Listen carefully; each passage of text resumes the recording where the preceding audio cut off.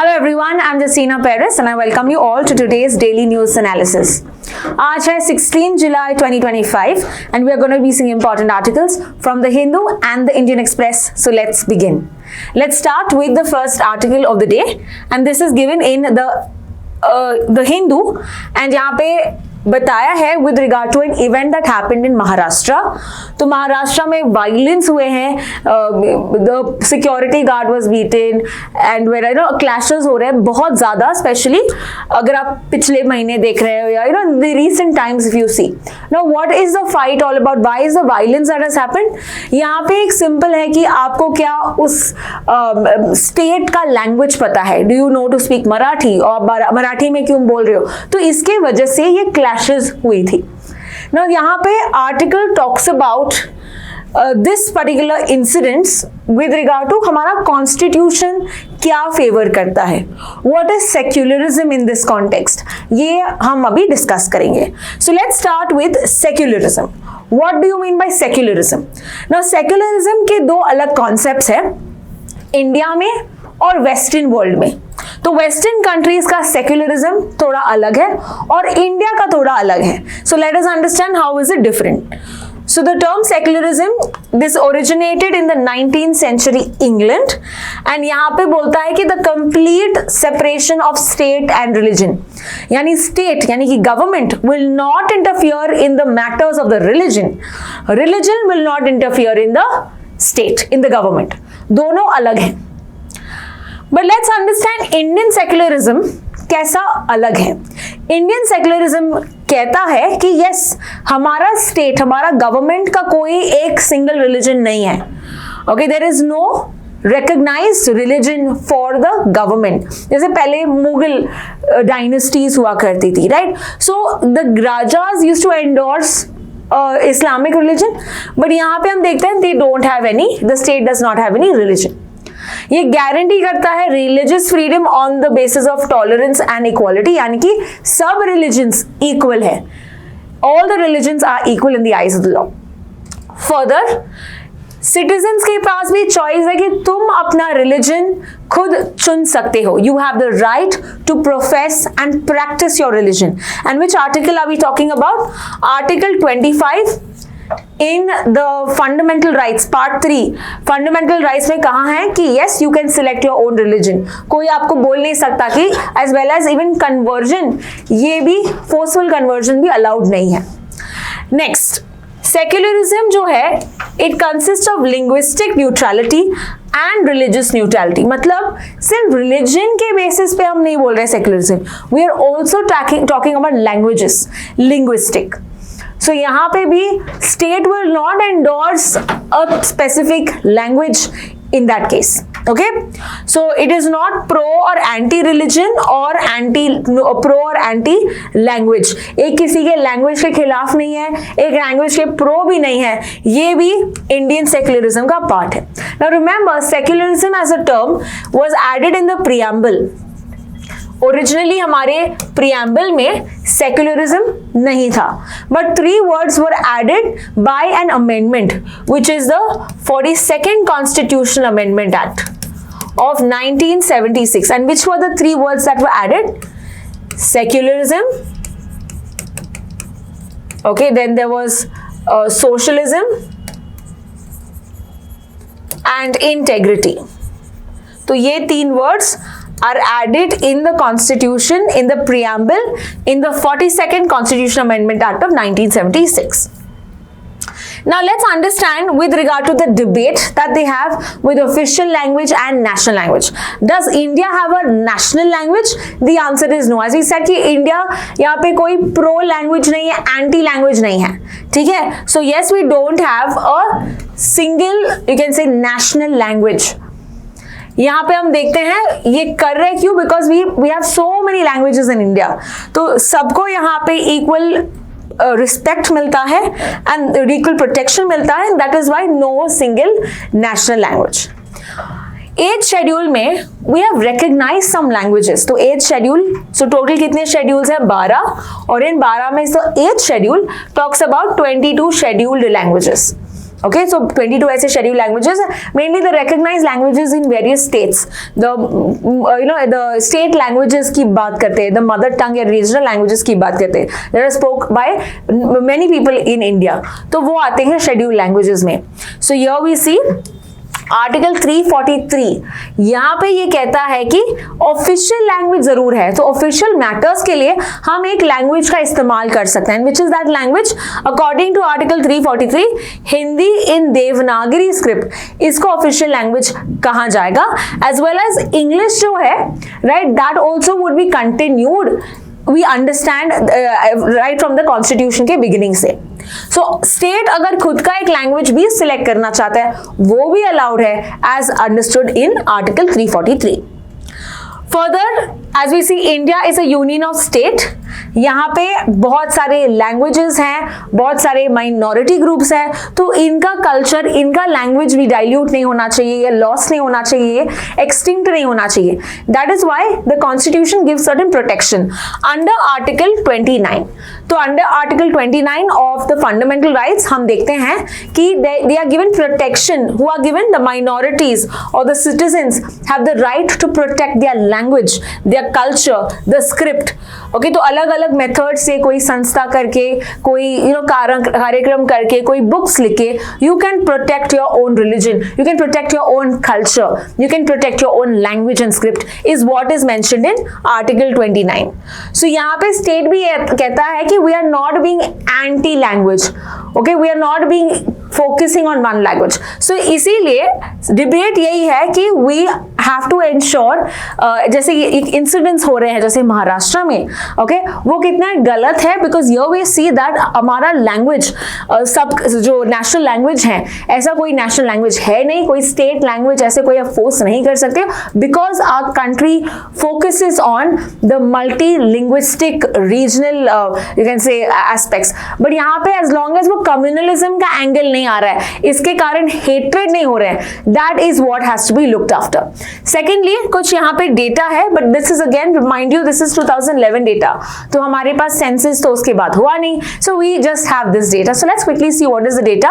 We have 121 languages, 270 mother tongues. ये 2011 वाला census है, so if the recent census comes you will have to update it. Okay, further 96.71% एक language speak करते हैं from the 22 scheduled languages, so that is a common language that they mainly are seen. Further 121 languages भी है, और 121 languages में जो 22 scheduled है और 99 ऐसे शेड्यूल है, तो बाकी के 4% की बात करें, 3% की बात करें, वो नॉन शेड्यूल्ड लैंग्वेजेस में भी है.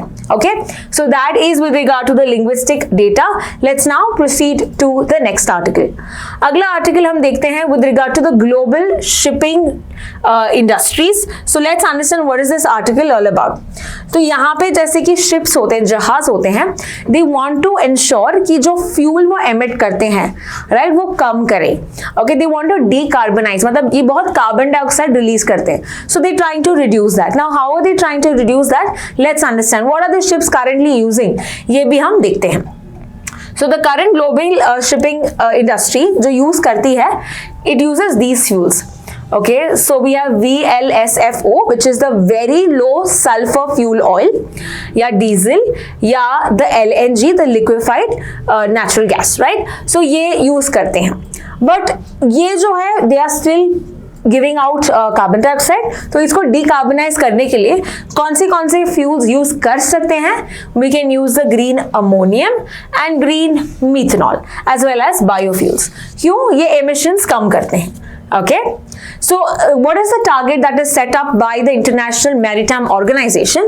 So हम देखते हैं they want to decarbonize it by 2050, और India is also supporting this. So India भी ये करेगी. Now what are the available fuels? What are the significance of using these fuels? Let us quickly understand. Firstly, the production of green fuels. कैसे ये fuels produce करते हैं? Let's take for example green hydrogen.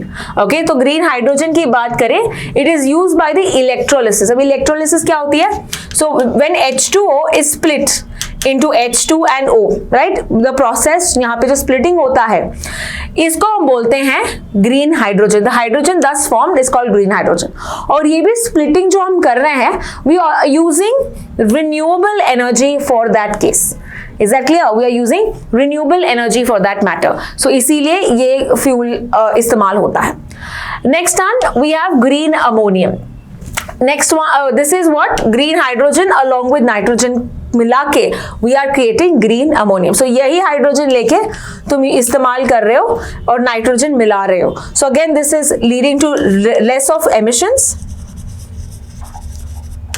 Alright, less of emissions. Further, it is stable and promoted by the Indian governments. It is reducing the LNG imports as well.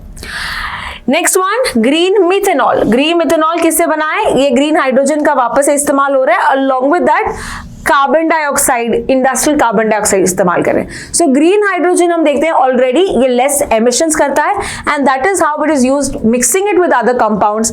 दस the fuel created is creating less carbon dioxide, emitting less carbon dioxide. ना हमको पता है what is India's net zero target. I want you to note that in the comment section. India's net zero target क्या है? Okay तो आपको ये comment section में देना है. तो इंडिया भी प्लान कर रही है टू डीकार्बनाइजेस एंड इसीलिए ये प्लान कर रही है to use a green fuel power domestic container and इसीलिए इन्होंने बंकर हब्स भी किए हैं, क्रिएट किए हैं 2 पोर्ट्स में. Which are these 2 ports? एक है टूटीकोरिन में और Kandla. This is important. Okay तो यहाँ पे हम प्लान कर रहे हैं to create what? Bunker hubs. यहाँ पे ग्रीन फ्यूल बनेंगे. फर्दर इससे क्या होगा? सप्लाई होगी ग्रीन फ्यूल की even to Singapore, even to दूसरे कंट्रीज के लिए हम ये सप्लाई करेंगे. सो यहाँ पे हमारे पास स्कोप है to increase production, to increase और to contribute in the economy. Further it has advantages in land and solar energy as well. Okay so यहाँ पे भी पॉजिटिव्स हम देख रहे हैं कि कैसे हम रिन्यूएबल इस्तेमाल कर रहे हैं. तो हमारा जो रिन्यूएबल का टारगेट है, what is our renewable energy target? It is 500 gigawatts by 2030. तो अगर हम रिन्यूएबल एनर्जी भी बना रहे हैं तो ये हमारे इस टारगेट को भी हम मीट करेंगे. So that is another positive that we see. Further that we saw is a significance. As we already understood, ये 10% of carbon dioxide emit करता है, so this is very less. Further, in case of ammonia, this is zero emissions, so that is also very good. Now methanol क्यों prefer करते हैं? Because it is easier to store. ये room temperature में इसका storage भी करते हैं, so that is why it's easy to manage it as well. But there are of course always some challenges, right? So the challenges here is यहाँ पे तुमको electrolysis करना है. What is electrolysis? The splitting of water. तो इसके लिए जो gadget चाहिए तुमको वो तुमको इंपोर्ट करना पड़ेगा, या जो सोलर पैनल्स जहाँ पे रिन्यूएबल एनर्जी चाहिए तुमको वहां से भी हम इंपोर्ट करते हैं. So we are requiring to import more, जिसके कारण हाई कॉस्ट बढ़ेगा. Okay so all of this is another problem if you are going to use green fuel, green ammonium and green methanol. So that is the challenge that we see. India का plan क्या है कि हम $10 billion बनाएंगे over 110 ships के लिए जो fuel वो इस्तेमाल करते हैं. We are pledging about $10 billion and um ऐसा है कि 10 से 20% will be to be generated green fuel compatibility. Okay so यहाँ पे जो शिप्स हैं they will be built in India या they will be help with another country. हम इसको कंट्रीब्यूट करके बनाएंगे. सो मेक इन इंडिया, आत्मनिर्भर भारत का भी यहाँ पे स्कोप ज्यादा दिख रहा है. So this is the whole aspect with regard to the shipping industry. Let us see which is the country, which is the organization that manages the shipping industry, and the answer is International Maritime Organization. तो इसके बारे में भी quick facts दिखते हैं. Remember, this is responsible for safety and security of the internal shipping. ठीक है. Further, हम देखते हैं this is to ensure the prevention of pollution. तो ये ships जो है ये pollute ना करे, ये emissions कम करे. ये focus यहाँ पे अगर आप देखते हो SDG goal number 14, life under water, इस पे focus कर रहा है. ठीक है. फर्दर रेगुलेट करता है shipping safety, maritime, you know there were oil spills recently in Kerala के साइड में. So all of this to ensure कि ऐसे कोई इंसिडेंट्स ना हो, एनवायरमेंट पोल्यूशन ना हो, that is what is the responsibility of IMO. Here we see ये बना था 1948 में, but the name was inter governmental maritime consultative organisation, but later ये बना IMO, रीनेम किया था 82 में.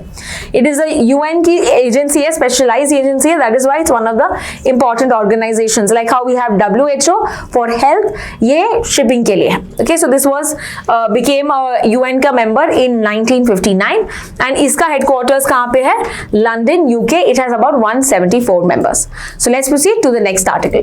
हमारा next article है with regard to the Axiom mission, जो हमने कल भी देखा था, बट कल वो पहुंचे नहीं थे जब हमने डिस्कस किया था, but now we see they have reach successfully. और आज के दोनों न्यूज़पेपर्स में बहुत सारे आर्टिकल्स हैं with regard to the Axiom mission. So we've already done a lot about the Axiom mission. Nonetheless, एक last time रिवाइज करते हैं about the successful mission because it is a thing of privilege for us. It is a thing of respect and गर्व की बात है, because India का एक person गया है इस मिशन में, राइट? सो एंड सक्सेसफुली इन्होंने किया है. So let's quickly see what exactly is the axiom mission all about. Axiom mission में हम देखते हैं Shubhanshu Shukla along with the other crew members safely पहुंचे हैं इंडिया में. And which coast did he come down? तो ये जो आए, it was through the help of parachute and उनका जो कैप्सूल था, द ड्रैगन कैप्सूल में वो नीचे आए हैं. So in this it reached in the Pacific Ocean, ठीक है, ट्यूसडे के दिन यानी 3 बजे. So it took about 23 hours to come back after the docking हुआ. ISS से वो निकल गए and it took about 23 hours to come back. Further हम देखते हैं कि क्रू मेंबर्स कौन कौन थे. It is Peggy Whitson who was the mission commander, she is the female. Shubhanshu Shukla जो इंडिया से थे, he was the pilot. Further Slawosz Uznanski, ये पोलैंड के थे and he is the mission specialist. and Tibor Kapu who is from Hungary. so हमने देखा ये दो कंट्रीज भी फर्स्ट टाइम इसमें पार्टिसिपेट किए हैं.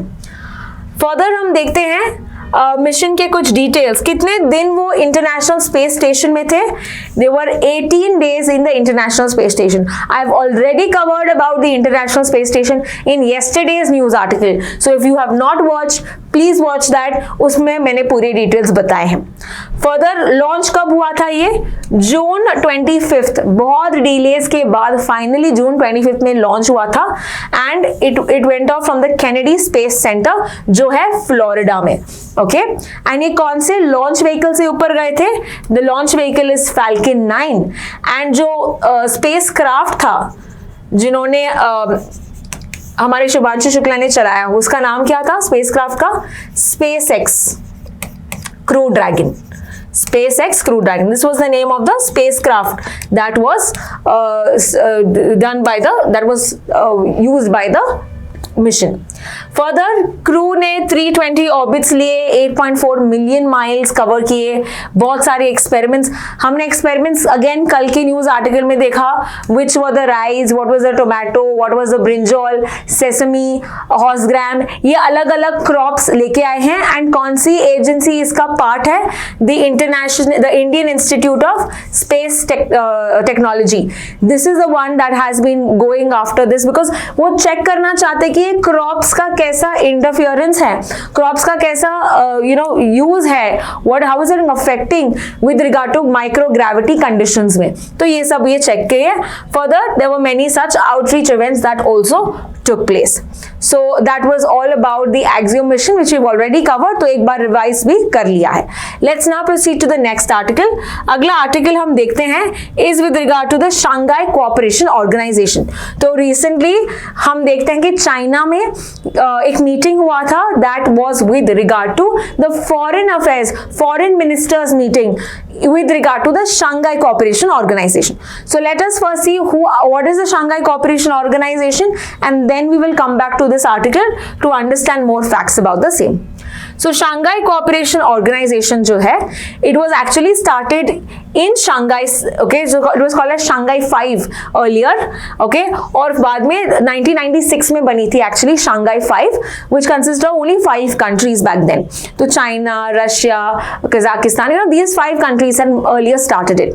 But 2001 में इन्होंने बोला कि let's expand it, okay, Eurasian पे कॉन्सेप्ट यहाँ पे इंक्रीज हुआ, and that is when in 2001 they added more countries. So which are the countries? The Russia, China, Kyrgyzstan, Kazakhstan, Tajikistan and Uzbekistan. Okay, so I had given you a short form to remember in my previous classes. CRK square UT IP IB. ठीक है, so once again तो हम याद रखते हैं as circuit IP IB. Okay, why do I remember it is like this is circuit, okay, हम ये original countries है, देन इंडिया और पाकिस्तान लेटर ज्वाइन हुई थी 2017 में, तो India and Pakistan joins together, then Iran और Belarus was the last one to join it. That is why remember it like this, okay, which is the last country. तो Iran ने 23 में join किया, Belarus ने 24 में ज्वाइन किया. So currently there are how many countries? There are total 10 countries. और further you have 3 observer states and कुछ अलग dialogue partners, but they are not full members. वो बस participate करते हैं इनके summits में. So SCO earlier was started in, if they ask you, 2001 में start हुई थी, and these are the member countries that we've seen. यहाँ पे the head of the meetings होता है, this is the main summit, okay, तो SCO summit जिसको कहते हैं ना, ये वाला ही है, head of counts, head of states. Then there's head of governments, okay, so that is the second level meeting, and then we have permanent bodies के भी meetings होती है. So that there are 2 permanent bodies that are there. One is इसका headquarters कहाँ पे है? Shanghai cooperation का headquarters Shanghai में नहीं है, as we remember, ये बीजिंग में है, okay, तो शांघाई का headquarters is Beijing. And there's one more center called as RATS. ये टेररिस्ट के खिलाफ एक बॉडी है which is in ताशकेंत, उज्बेकिस्तान. तो RATS का फुल फॉर्म क्या है? Regional anti terrorist structure. Coordinate करते हैं SCO के member countries to combat terrorism in the Eurasian region, okay, in the Asian region that we talk about. So Eurasian का मतलब है the name or the concept given to the larger economical region or larger strategic region that is of Asia and Europe, okay, so East European countries as well. Further, major goals क्या है of this particular organization? ये चाहते हैं with regard to security related concern, resolve करना चाहते हैं जो border issues है, military में कॉपरेशन करना चाहते हैं, इंटेलिजेंस, जैसे अगर टेररिज्म को खत्म करना है, you need to share data, right, you need to share information, so intelligence share. Further, there was a first exercise that was started by Russia called as peaceful mission with regard to the SCO member countries. So अगर हम देखते हैं quad का exercise का नाम क्या था? Malabar, right, जिसमें इंडिया, यूएस, जापान, ऑस्ट्रेलिया है, और पीसफुल मिशन का किसका है? SCO का. So you need to remember both, because यहाँ पे चाइना, रशिया है, यहाँ पे इंडिया और यूएस का है. सो that is how you remember. दोनों कंट्रीज के साथ जो एनिमीज है उनसे हमारे बेस्ट रिलेशंस है. Further, counter terrorism and cooperation in various sectors like education, energy, transport etcetera. Now coming back to understanding, SCO का ये फॉरेन अफेयर्स मिनिस्टर्स का मीटिंग हुआ था, और ये कहाँ पे हुआ? This happened in the Tianjin in China. Okay, the place is Tianjin in China. तो बहुत सारे मिनिस्टर्स यहाँ पे मौजूद थे. फर्दर हमारे जो मिनिस्टर हैं, they met the Chinese president, that is Xi Jinping, before going to the Tianjin. यहाँ पे joint statement ऐसा कुछ नहीं दिया, because usually this is just a foreign affairs ministers, right? So इतना यहाँ पे नहीं होता. Head of summit में, like जब मोदी जी जाएंगे तो यहाँ पे एक joint declaration होता है, which will usually be in 31st to September 1st. So this will be the main summit. और ये SCO summit यानी कि 2025 में, remember ये 25th वाला समिट है. ओके, 25 में 25th वाला समिट, वो कहाँ पे होगा? It is going to be in this region only, that is Tianjin. Further Modi ji is expected to attend the summit, और ये पहली बार अटेंड करेंगे after we see the Galwan crisis. और गलवान क्राइसिस किन दो कंट्रीज के बीच में एक प्रॉब्लम था between India and between China near the Ladakh region. तो ये क्राइसिस के बाद हम देखते हैं, क्लैशेस के बाद हम देखते हैं कि India did not want to participate with China, but now they are seeing that बातचीत हो रही है, एस जयशंकर गए थे, so now we are slowly trying to mend our relations with the country. Further, इंडिया ने कौन से स्टेटमेंट्स प्रेजेंट किए SCO के फॉरेन अफेयर्स मिनिस्ट्री समिट में। सो यहाँ पे हम देखते हैं उन्होंने बोला है कि uncompromising position on terrorism, keeping in light the Pahalgam terror attack that happened on the 22nd of April, killing 26 civilians जो टेररिस्ट ने मारा था फ्रॉम द रेजिस्टेंट फ्रंट। तो उसके खिलाफ स्ट्रॉन्ग एक्शन लेना टेररिज्म के खिलाफ, this is what they urged in the SCO. Further, they reiterated India's commitment to Afghan because Afghan is an observer state in this. Okay, तो अफगान के people's welfare, regional stability यहाँ पे भी focus करना. Further, criticize किया कि Pakistan blockade लगा रहा है इंडिया और पाकिस्तान के बीच, इंडिया और अफगानिस्तान के बीच में जो ट्रेड है इस पे ब्लॉकेड लगा रहा है, तो उसको क्रिटिसाइज भी किया हमने. And finally we advocated for the INSTC. Now what is the INSTC? Let us quickly understand this. INSTC जो है फुल फॉर्म इसका है इंटरनेशनल नॉर्थ साउथ ट्रांसपोर्टेशन और ट्रांसपोर्ट कॉरिडोर, INSTC. तो आप देख सकते हैं ये मुंबई से यानी कि इंडिया से लेकर it is all the way going to Iran, it's going to यानी पर्शियन गल्फ, ठीक है, पर्शियन गल्फ जा रहा है. फिर यहाँ पे we have the Caspian Sea, connect होके is going to the northern Europe and finally it is reaching Russia. ठीक है, so this is what linking Indian Ocean, Pacific Ocean, Persian Gulf, Caspian Sea, Iran as well as Europe, all the way to Russia. हम देखते हैं ये कौन सा connection है. This is a multi modal transportation, यानी कि यहाँ पे ट्रेन्स होंगी, यहाँ पे शिप होंगे, यहाँ पे रोड्स होंगे. So all three connectivity that we see. Okay, this इससे क्या होगा, कैरेज कॉस्ट कम होगा, transit time to connect with Russia ये भी जल्दी से जल्दी हम इसको पहुंच सकते हैं. कितना ये बचा सकता है, it is reducing half, almost half, and once the corridor becomes fully functional ये बहुत ही हेल्पफुल करेगा इंडिया और रशिया के relations. And because it is moving through these countries which are mainly part of SCO, हमको ने ये और भी ज्यादा पुश किया है because ईरान भी इसका मेंबर है, कजाकिस्तान है member, so that is how we are seeing that it will help. Further, let us see कि ये कब साइन हुआ था. तो आइडिया था 2000 में, but actually agreements साइन किए थे 2002 में. So it has been about 20 odd years, but अभी भी इसमें fully ये ऑपरेशन नहीं हुआ है. ठीक है, so which are the 13 countries that are part of it? India, Russia, Iran, Azerbaijan, Belarus, Bulgaria, Armenia, Kazakhstan, Kyrgyzstan, Oman, Tajikistan, Turkey and Ukraine. तो ये कंट्रीज INSTC का पार्ट है. Alright, so this was all about the SCO and the INSTC. Let's proceed to the next article. Next article है cyber crime से related. So obviously ये जो हम newspaper cutting की बात की है, in this it is talking specifically about Delhi. Okay, but of course अगर हम देखें cyber crime it is affecting the whole of India, not just Delhi. But Delhi के मामले में हम देखते हैं कि इन्होंने 700 करोड़ दिल्ली के citizens have lost 700 crores in 2024 because of cyber crimes alone. So this is a huge amount and data ये देता है कि कितने लोग अवेयर नहीं थे, कितने लोग अपना पासवर्ड्स बदलते रहते हैं, कितने लोगों ने एंटी वायरस सॉफ्टवेयर इंस्टॉल किया है, कितने लोगों के पास नॉलेज है, ये सब ये आर्टिकल देता है. But we are going to just simply discuss about cyber crime and cyber security. Let's understand this. So अगर मैं कहूँ what do you mean by cyber security? Okay, cyber security की अगर हम बात करें, it is mainly the use of software, okay, use of software to tackle cyber crimes. Okay, so use of software or other methods to tackle cyber crimes.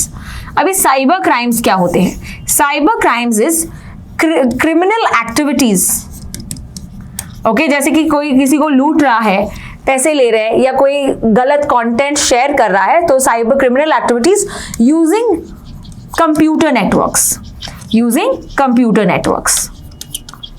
So this is what you mean by cyber crime.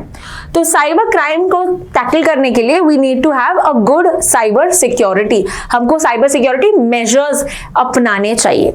सो कैसे अलग अलग types of cyber crimes होते हैं। Now it is said that cyber crime जो है it is the fifth dimension of warfare. Fifth dimension क्यों? जैसे तुम वॉर करते हो लैंड पे, right, land is the first, फिर आप पानी में कर सकते हो, सो यू कैन से water, the second dimension. Third आप एयर में फाइटर जेट्स के साथ, सो that is the third dimension. फिर आप स्पेस में भी फाइट कर सकते हो, वॉर कर सकते हो, राइट, तुम किसी का सैटेलाइट उड़ा सकते हो। And the fifth one is called as cyber crime.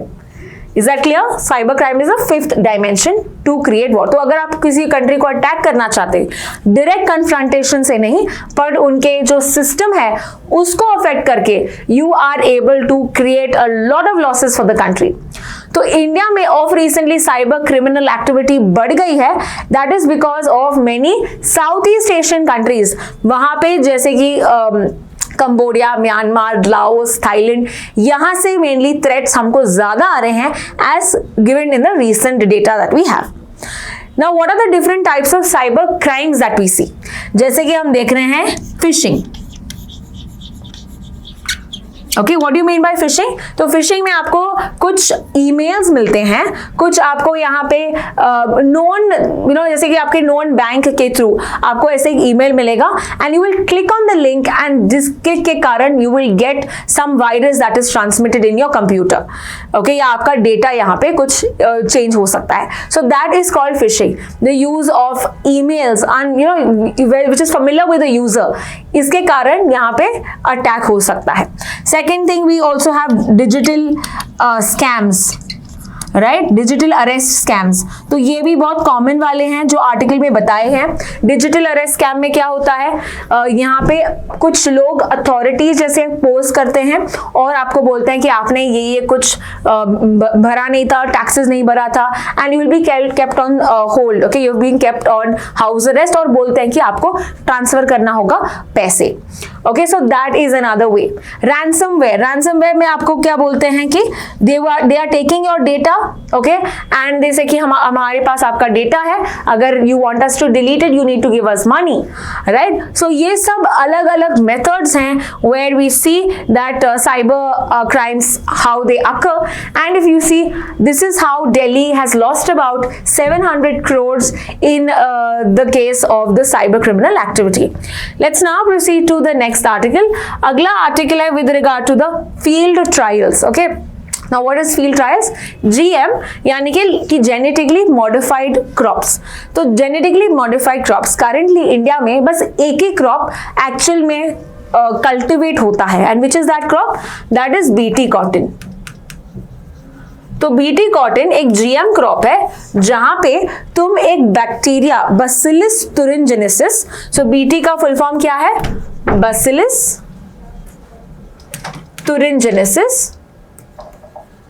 तुरिनजेनेसिस।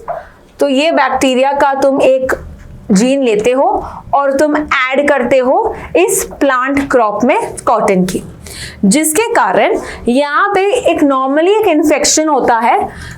किसका इन्फेक्शन होता है? The pink bollworms. Okay, normally ये कॉटन प्लांट को पिंक बॉलवर्म्स का इन्फेक्शन होता है।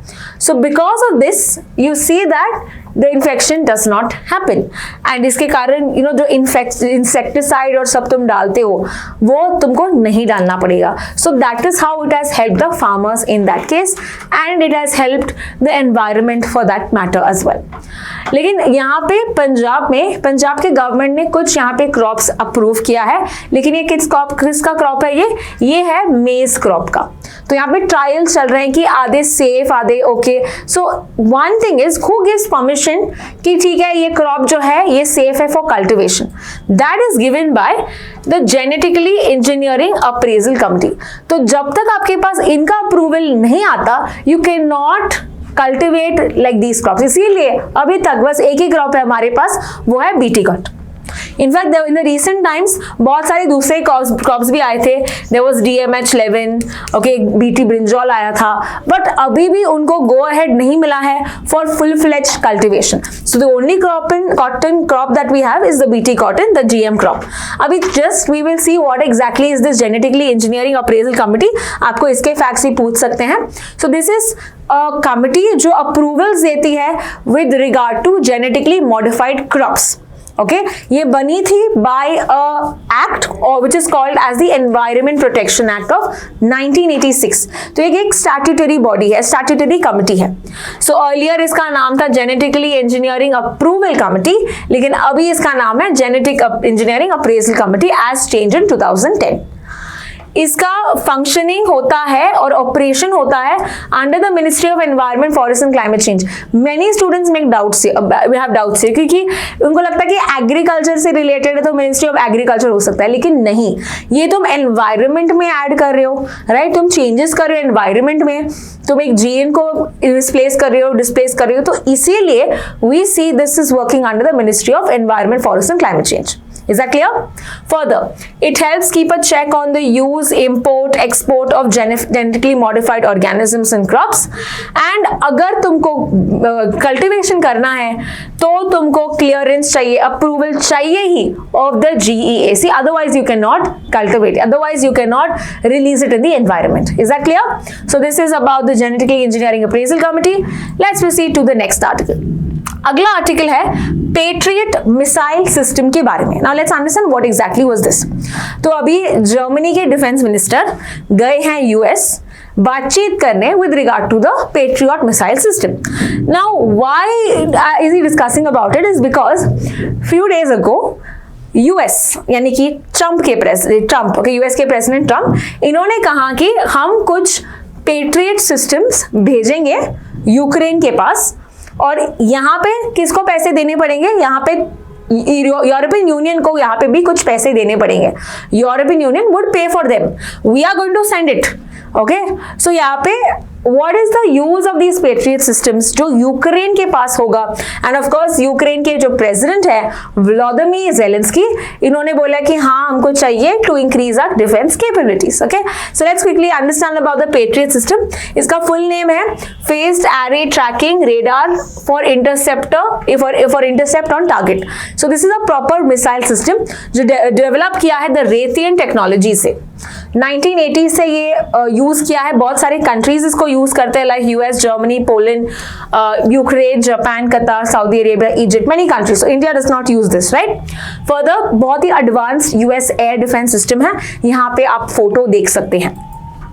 फर्दर ये क्या करता है? It is intercepting the aircraft, ballistic missile को रिलीज करता है, क्रूज मिसाइल्स को रिलीज कर सकता है. सो that is how powerful this is. तो एक पेट्रियट बैटरी में रेडार सिस्टम होता है, पावर यूनिट होता है, मिसाइल लॉन्चर्स होते हैं, मिसाइल भी लॉन्च कर सकते हो, both ballistic and cruise, and support vehicle भी होता है. As you can see this is the support vehicle that they have. Okay, now what is the difference between a ballistic and a cruise missile? Ballistic में आप coordinates देते हो और फिर fire करते हो. तो एक बार आपने फायर किया वो उसी जगह पे पहुंचेगा, फिक्स्ड पाथ पे पहुंचेगा. So once you fire, gravity की मदद से वो नीचे जाके अटैक करता है. Whereas cruise missile आपको एंड पोजिशन तक उसको चलाना है. So it is a self driven, self propelled पूरे लोकेशन. तो अगर आपका टारगेट मूविंग है तो ये भी मूव कर सकता है. That is the meaning of cruise missile. Is that clear? तो ये यूज किया है. And what is the significance that we talk about? तो यहाँ पे वाई यूक्रेन को और चाहता है पेट्रियट, बिकॉज वो ज्यादा अपना एयर डिफेंस बढ़ाना चाहता है. बिकॉज वी सीन रिसेंटली 700 से ज्यादा ड्रोन्स रशिया ने अटैक किया था यूक्रेन के पास, राइट? सो बहुत सारे ड्रोन अटैक्स और सब किए. So it wants more security. Second, थोड़ा इफेक्टिव है बट दे आर एक्सपेंसिव, तो पैसे नहीं है इसीलिए they are looking for this. But and therefore even US is saying कि यूरोपियन यूनियन पे करेगा. Further, Ukraine insists that they are essential to protecting the critical infrastructure and civilians because अपने जमीन को प्रोटेक्ट करना है, अपने लोगों को प्रोटेक्ट करना है, इसीलिए हमको ये पेट्रियट सिस्टम्स चाहिए. बट रशिया ने बोला है कि अगर आपने इनको पेट्रियट सिस्टम्स दिया तो ये डिले करेगा पीस प्रोसेस. ओके, ये आधा एस्केलेट कर सकते हैं मामला. So that is now we are yet to see what is going to happen with regard to the Russia Ukraine conflict. Let's now proceed to the last article of the day. Last article is with regard to Grok Space. अभी ये Grok क्या है? तो Grok जो है ये Elon Musk की company है. ओके, इलॉन मस्क का, जैसे you must have heard of ChatGPT, right? ये किसका बॉट है? ChatGPT is with regard to OpenAI, right? तो ये OpenAI, who is the founder? Sam Altman. Sam Altman. वैसे ही आपने चाइना वाला भी देखा होगा, DeepSeek. DeepSeek is another AI company. किस who is the founder? That is Wenfeng. Okay, Wenfeng, right. So यहां पे हम देखते हैं इलॉन मस्क का भी एक एआई कंपनी है and that is called as XAI. Okay, so XAI के फाउंडर है इलॉन मस्क और XAI का जो चैटबॉट है it's called as Groks. Okay, तो ये चैटबॉट ने क्या किया रिसेंटली, इन्होंने हिटलर को प्रेस किया. हिटलर को प्रेस किया with regard to what? With regard to the Jews के जो हॉलोकॉस्ट है, राइट? तो उसके लिए वो प्रेस किया and that is why Elon Musk had to apologise for the same कि हाँ ये गलती है क्योंकि वो कंपनी के ओनर है. So let's understand a little about this. What happened with the Grok? Grok एक एआई चैटबॉट है, सॉरी, जो बनाया है by Elon Musk, right? And the company's name is XAI and उन्होंने उनके सोशल मीडिया यानी कि X यानी कि ट्विटर में बताया कि okay, sorry for that also and it is built in the social media. Inbuilt है ये सोशल मीडिया, जैसे कि जेमिनी पता है गूगल का है वैसे ही. So people it talked, it praised Hitler, it said about anti semitic मतलब अगेंस्ट जूइश पीपल. ओके, इसके बारे में बताया, ऑफेंसिव थिंग्स बोला एंड ये बहुत बड़ा कंट्रोवर्सी था. Then he apologised. So what exactly was the problem with it, ये आर्टिकल में एक्सप्लेन किया है. It was because of the code path या एक piece of code था जिसने एक प्रॉब्लम क्रिएट किया and it messed things up. Okay, तो अभी ये बैड कोड को तो हटा दिया है but this will not happen again is what we understand. But ऐसे सब इंसिडेंट्स को कैसे रोक सकते हैं ये भी आर्टिकल में कवर किया. जैसे कि यहाँ पे बोला है कि you give them a hardcore conversation, मतलब यही तुमको बताना. Example, if you talk anything और if you ask anything regard to China के ऑपरेशंस के बारे में अगर आप डीप सीक से पूछते हो, चाइना कहता है I am sorry, I am not able to give you the answer. For example ChatGPT भी, अगर आप कुछ ऐसी कॉन्ट्रोवर्शियल चीजें पोस्ट करते हो, ChatGPT भी आपको रिप्लाई देता है कि sorry I can't answer you, right, this is not in my scope. तो वैसे ही तुमको अगर ऐसे कोई टॉपिक्स, कंट्रोवर्शियल टॉपिक्स आए, व्यूज मांगा है, तो आपको एक हार्ड कोर कॉन्वर्सेशन देना पड़े कि this is not what I can do. Further we see that block करो कुछ चीजें, कुछ वर्ड्स, कुछ सॉफ्टवेयर से बहुत सारे यहाँ पे सॉफ्टवेयर्स हैं where they don't allow you to share pictures or so, right? So यहाँ पे भी तुमको फिक्स करना होगा कि कुछ वर्ड्स ब्लॉक किया जाए कि ये हमको आंसर नहीं देना इसका. Further modifying the prompts in a way. Okay, तो ये सब इनकरेज, उसको मॉडल करो बिकॉज सी जो ChatGPT है, जो AI के प्लेटफॉर्म्स है, they are using the internet as a source of information. So you have to feed them with those sets of information that can be used, that is more neutral or that is more in a way talking about a thing in a more comprehensive manner, not one side of the story. तभी क्या करोगे, आप लोगों के mind को influence कर रहे हो. So that is something that is wrong. They have to tell both sides of a story when they are informing certain things, because again if you see this generation is heavily relying on ChatGPT and AI technologies. तो अगर उनके नजरिए को या perception को अगर हमको build करना है, it should be done in a more neutral manner. So this is all that was covered in today's daily news analysis. So that is all. I hope you have had a wonderful session with regard to the same. I will see you in the next video where I'll be discussing about 20 GK questions from CLAT perspective. Thank you so much for watching.